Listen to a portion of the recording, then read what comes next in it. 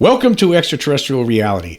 Over the weekend, I was interviewed by the people who run the UFOB YouTube channel, and we talked about a bunch of different things. And at one point, these guys that I talked to that were interviewing me for a video that they're planning to post, there was a story about some guy that was abducted in 1990, or not just abducted, but an alien abductee who was regularly abducted throughout his life, but then something really strange happened to him in 1992.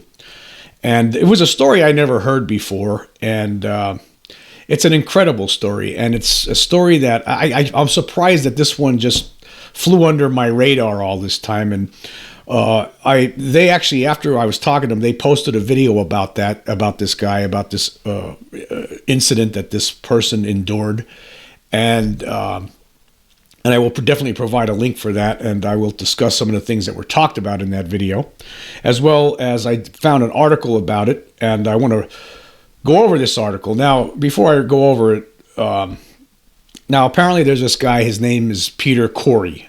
This guy was living in Australia in 1992, and the crux of this story is that he woke up one morning. He was laying in bed. He wasn't feeling well, and he woke up, and there were two naked hybrid females in bed with him.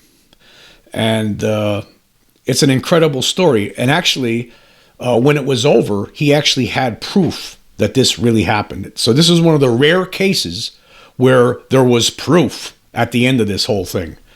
Anyway, without further ado, this is an article from Mysterious Universe, and I will leave the link there. It's an article that appeared in March 22nd, 2021, and it was written by Brent Swancer. And it's an excellent article. This is a really cool website, and I suggest if you're interested in these kind of things, to check out this website and check out this article. But anyway, I'm going to read some of this article here.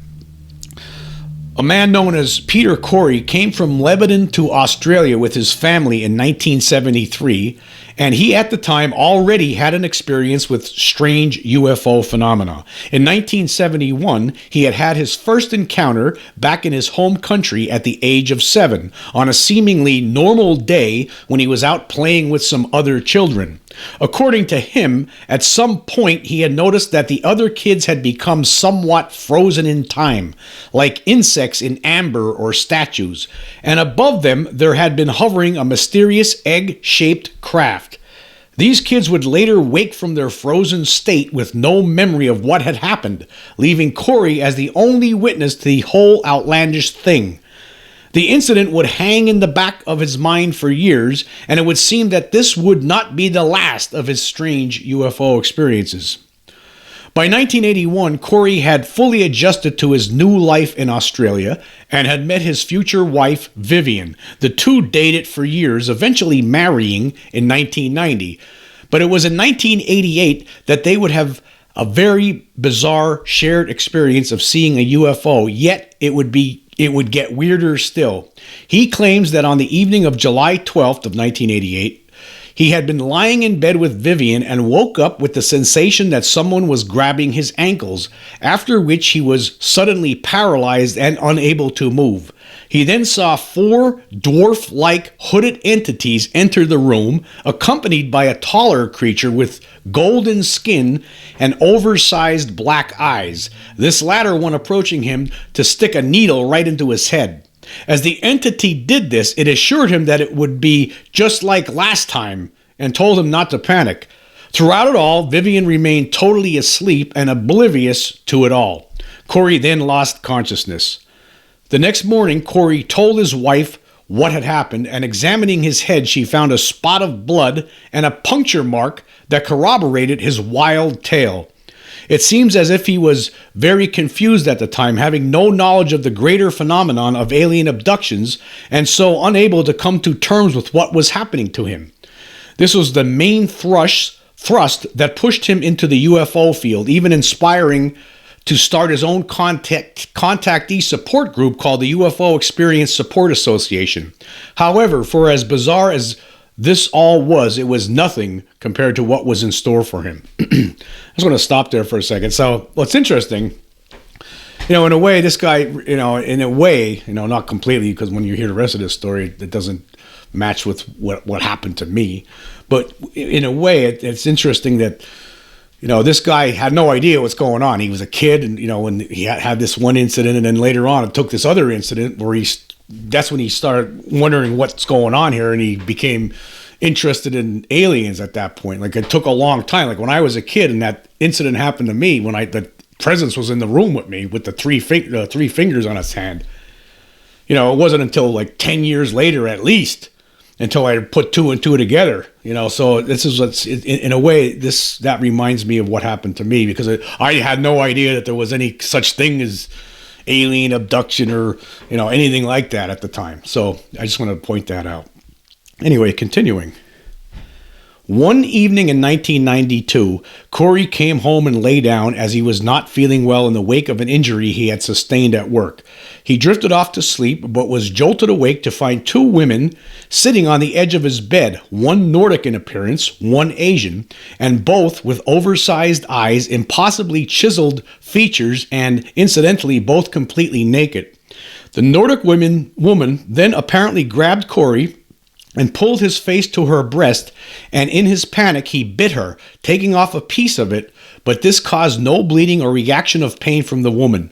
She merely stopped her assault, and the two women sat there watching Khoury as he had experienced an intense coughing fit. He doubled over coughing and at some point realized that the two women were now gone. Now, what's not stated in this article is, when you watch this video interview, that I'll leave the link for it. He was a little bit more specific about what happens here. He said that the blonde woman was she had milky white skin. She was almost like a platinum blonde female. She was sitting on top of him.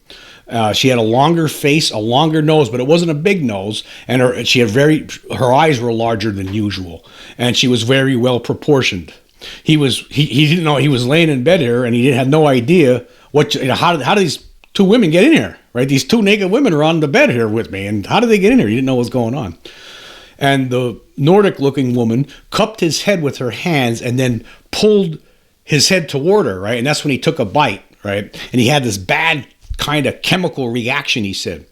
And then he saw them looking at each other. The two women were looking at each other, but they weren't speaking, but he could hear a telepathic conversation going on. This is what they were saying. He could hear. This is what the conversation between the women, this is the words that he heard. He's done this wrong. Something's gone wrong. This isn't the way it's supposed to be. He's done this wrong. Now, and then before he knew it, the next thing he knew, these two women, they disappeared. They were just gone. How did that happen? Okay.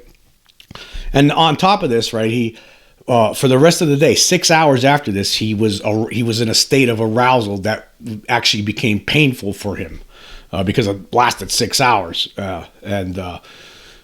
But anyway, continuing with the article here, because that wasn't mentioned in the article, the stuff that was in that video interview. Anyway. At some point, he realized that the two women were now gone. Khoury then went into the bathroom, coughing uncontrollably, and it was there where he realized that he had the overwhelming desire to urinate, which was painful. And as he did so, he noticed that there were some blonde hairs wrapped around below down there.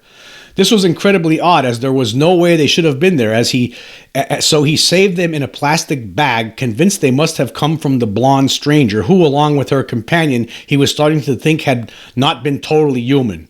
So far, so weird, but it gets even weirder. All of this came to the attention of Australian ufologist Bill Chalker, who had a look at the hair himself and decided to pursue genetic testing on it with a group of scientists and forensic investigators. Chalker would say of the enigmatic hair, "I began an investigation into the hair sample when biochemical colleagues agreed to undertake what was the world's first PCR polymerase chain reaction DNA profiling of biological material implicated in an alien abduction experience. The analysis confirmed the hair came from someone who was biologically close to normal human genetics, but of an unusual racial type, a rare Chinese Mongoloid type, one of the rarest human lineages known, that lies further from the human mainstream than any other except for African pygmies and aboriginals. There was the strange anomaly of it being blonde to clear instead of black, as would be expected from the Asian type mitochondrial DNA. The thin blonde hair, which appeared to have come from a light-skinned Caucasian type woman, could not have come from a normal human of that racial type. Instead, though human, the hair showed 5 distinctive DNA markers that are characteristic of a rare subgroup of the Chinese Mongoloid racial type. A detailed survey of the literature on variations in mitochondrial DNA, comprising tens of thousands of samples, showed only 4 other people on record with all 5 of the distinctive markers in the blonde hair. All 4 were Chinese with black hair. So this was the only DNA sample, the only person in the whole world that has this DNA. Isn't that weird? Anyway, continuing with Chalker, what Chalker found. We had the shaft with one set of DNA and the root showing a different type, and we could not understand it, and eventually we concluded that this seemed to be the result of some sort of advanced cloning technique. And also we had evidence in the nuclear DNA that this person who needed to hear, I guess you could say, had what appeared to be CCR5 dilution factor, which is an interesting property because it leads you to be perhaps impervious to things like smallpox and AIDS, that kind of thing. So that would be a very handy thing to have, but unfortunately, it's not shared that widely around the Earth. They have this consideration of unusual DNA properties within one small hair sample. It was bizarre. To keep a very complex story somewhat uncomplicated, what seems to be suggested by the range of findings is possible evidence for advanced DNA techniques and DNA anomalies and findings for which we are only now discovering or starting to make sense of in mainstream biotechnology. Now then the article continues here. It says here, it is all pretty wild. A look through vast databases of DNA samples showed that no person with blonde hair could be found in Australia who shared these unique genetic characteristics, leaving it a mystery and potentially solid physical evidence of something very strange going on. What was going on here? Where did this hair come from, and what does it all mean? Chalker would say of it, as we are dealing with humans from elsewhere, namely those with human DNA, albeit very rare and somewhat anomalous, this case raises all sorts of issues such as human panspermia, the theory that human-like beings may have migrated to Earth in the fairly recent past from elsewhere in the galaxy, perhaps giving rise to the sudden appearance of modern Homo sapiens sapiens, a species not directly descended from their immediate predecessors, the Neanderthals. Also, given the Asian Mongoloid connection, we looked at the problem of European-like rare Asian types in the past. The controversial saga of the Taklamakan mummies in remote western China is turning the early history of China on its head. These mummies include people who are quite tall, some 6 feet or so, and some are blonde. I'm not suggesting a connection here, but you can understand this investigation has opened up all sorts of interesting possibilities about the biological nature of some of the beings implicated in abduction cases. While such cultural and mythic connections are fascinating speculations, they provide for an interesting perspective on the many stories of Nordic-type beings implicated in UFO abduction and contact cases.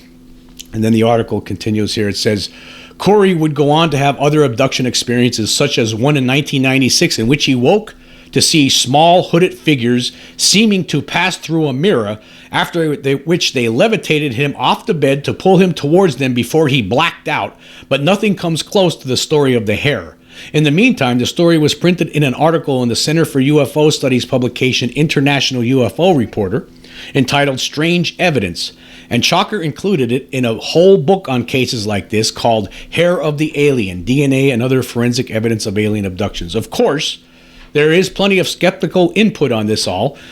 Not only does this story not make much sense in some respects, but it does not seem that these scientists supposedly analyzing this purported alien DNA have ever come out officially to publish the findings in any sort of peer-reviewed journal, and we obviously have not been hit with any news that alien DNA has officially been found.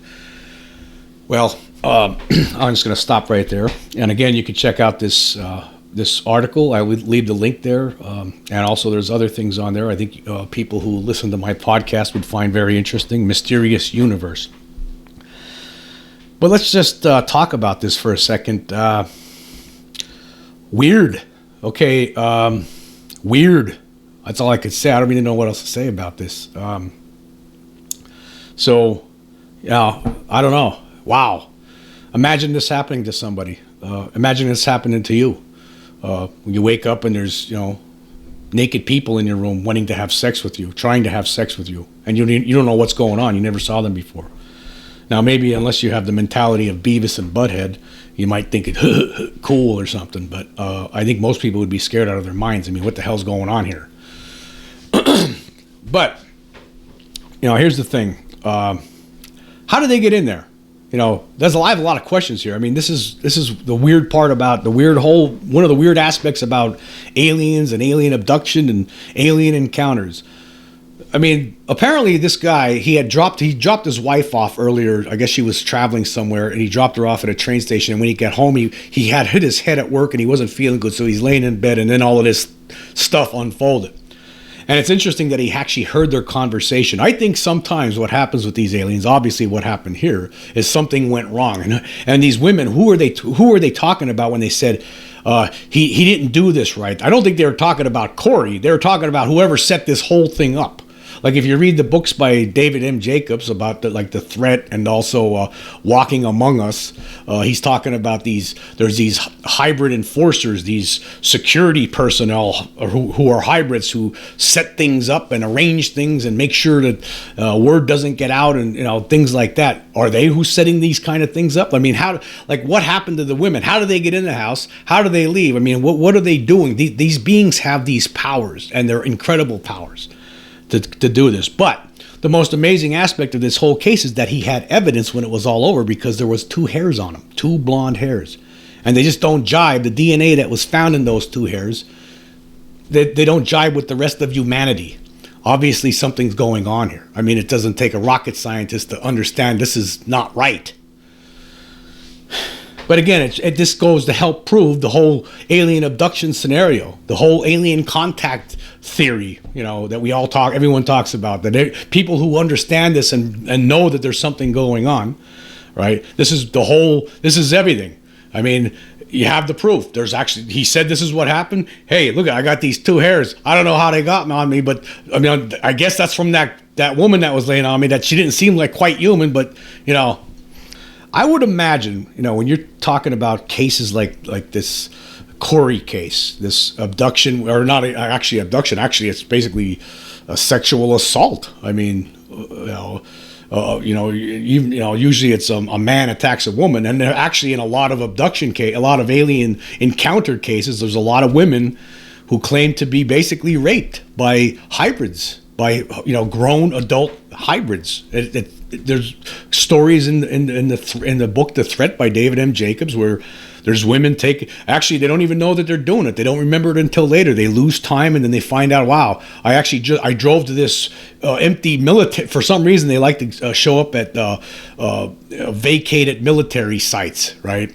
And some woman and her friend actually drive to some abandoned site somewhere, meet 2 hybrids. The 2 hybrids basically have sex with them. The women they don't want to, but they can't help it. They can't. They're being controlled, and then they're set back on their way, and they forget all about it. And the only way it was remembered was when under hypnosis. So these kind of things seem to happen, and it happens. It's to men and to women, and in this case, it's a man-women hybrid showing up at his house, and something went wrong. Obviously, somehow he was awake when he shouldn't have been.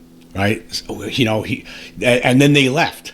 So, I wonder sometimes, and I think about when I was a kid and I saw that presence was in the room with me and had 3 fingers on its handle. That I always talk about it, like a broken record. Did something go wrong? I mean, why? I don't think I was supposed to be aware at all during whatever was going on that night. But for some reason, one of these things made a mistake. Something went wrong.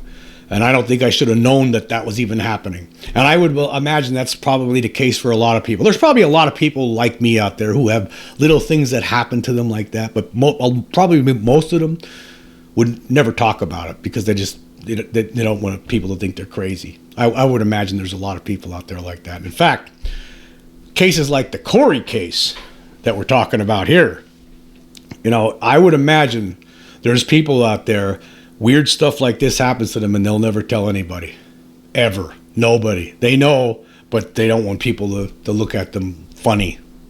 Like, imagine, say you're somebody, you wake up in bed some morning and there's, you're a guy, you're laying in bed, and the next thing you know, there's two really,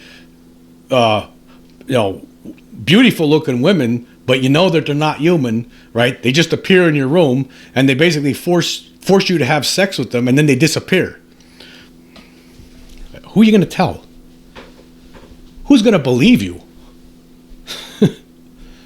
See, I think this guy here, he came out with the story because he had proof. He had evidence to show that, hey, he felt like, I think it was necessary for him to come out and tell the world somehow. Tell somebody, hey, check these hairs out. This is what was on me after this whole incident was over. But like I said, I imagine that most people in the world, right? And I bet you there's a lot of people out there that have things that happen to them like this, and they never told anybody. And if they did tell somebody, it's somebody whom they completely trust, who they know would never tell anybody else. Some people might feel compelled that they have to tell somebody that something really weird happened. I have no explanation for it, and this is what it is. It would be embarrassing.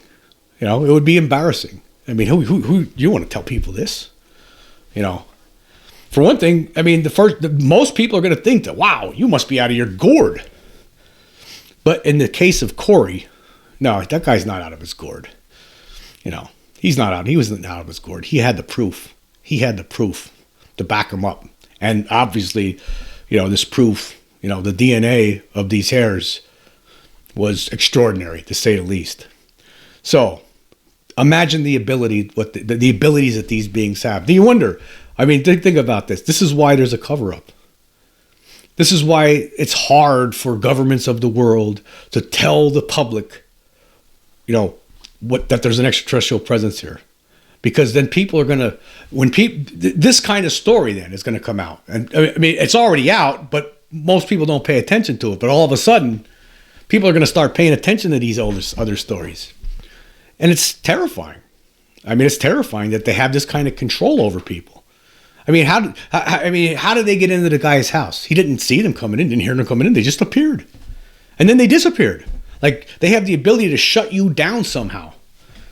They have the ability to shut you down and then turn you back on. You forget everything.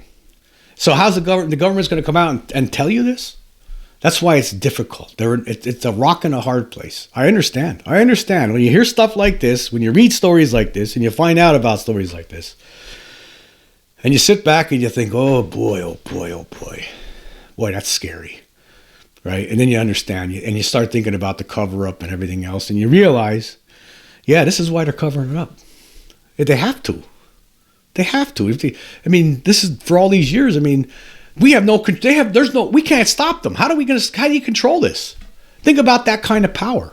They can just show up in your house right now. I could be sitting here, and next thing you know, who knows? Then 2 hours later, 2 hours go by, and I'm sitting here. I don't even know what happened. 2 hours went by. What's going on? Imagine. I think at the same time, though, we need to face this. We need to face this reality. As far as scary and frightening as it is, we need to understand that it's real, and we need to face it. And governments of the world, they need to, step to the plate. We need to get this out there, right? We need to figure this out as a whole. It could already, I already said this before, it could be too late.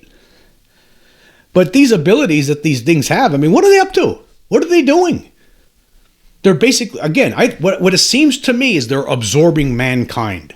That's what it seems like. It could, that's a possibility. Slowly but surely over time. They're changing us via, this hybridization program that's going on behind the scenes. I mean, obviously, what the only purpose for these two naked females to show up in this guy's bedroom, they were trying to get impregnated by him without him even knowing it.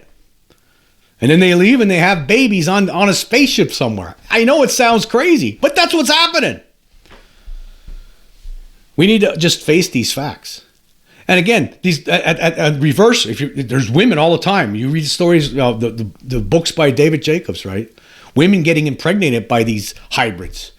And then they don't even know they're pregnant. 2.5 months into the pregnancy, they get abducted again. The fetus is taken out, and the aliens take care of the rest. They put the fetuses in some sort of tank where they grow. And they just keep doing this over and over and over and over and over again, all the time. They're trying to take over the world. I know how crazy it sounds. That's what's happening. They're trying to take over the world, and they actually have the ability to do it, apparently, because how did we stop this? It's impossible, it seems, right? You would hope that behind the scenes, our government officials are trying to figure something out. But again, I think we all need to be brought in on the know. The whole world needs to know this. For as crazy as it is and crazy as it sounds, I know a lot of people don't want to accept it, but talk to an abductee, they'll tell you. They know something's going on. Talk to people who've seen these beings with their own two eyeballs. Talk to people who saw landed craft. It's real, folks, and it's scary, yes. They're up to something. I don't think it's any good, but we need to face this. We need to face the reality.